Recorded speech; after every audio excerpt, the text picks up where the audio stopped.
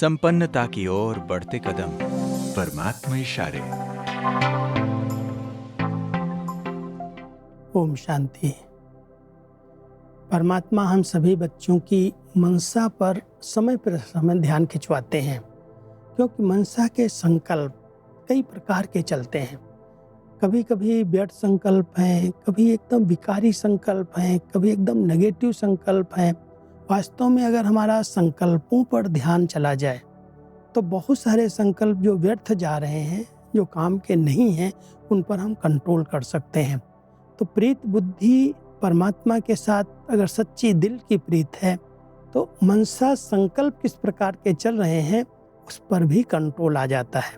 इसलिए आज परमात्मा हम सभी बच्चों को इशारा दे रहे हैं, बच्चे जो सदा प्रीत बुद्धि हैं उनकी मनसा में भी श्रीमत के विपरीत व्यर्थ संकल्प व विकल्प नहीं आ सकते। ऐसे प्रीत बुद्धि रहने वाले ही विजयी रतन बनते हैं।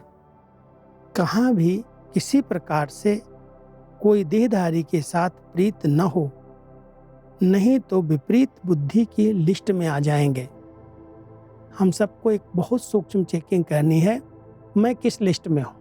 क्या प्रीत बुद्धि की लिस्ट में हूँ या विपरीत बुद्धि की लिस्ट में हूँ? अगर हमारा कहीं पर भी किसी देहधारी में भी जरा भी कहीं लगाव है, झुकाव है, किसी के प्रभाव में हम रहते हैं, तो हम प्रीत बुद्धि की लिस्ट से बाहर चले जाएंगे, विपरीत बुद्धि की लिस्ट में आ जाएंगे। इसलिए बहुत महीनता से हम सबको चेक करना है कि जो हमारे संकल्प उठते हैं, क्या वो संकल्प श्रीमत के अनुसार हैं या श्रीमत के विपरीत संकल्प चल रहे हैं।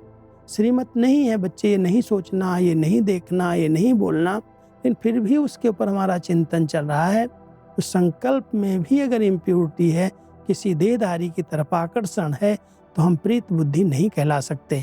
इसलिए परमात्मा कहते हैं, बच्चे अपने आप को चेक करो, मैं किस लिस्ट में हूँ, प्रीत बुद्धि की लिस्ट में हूँ या विपरीत बुद्धि की लिस्ट में हूँ।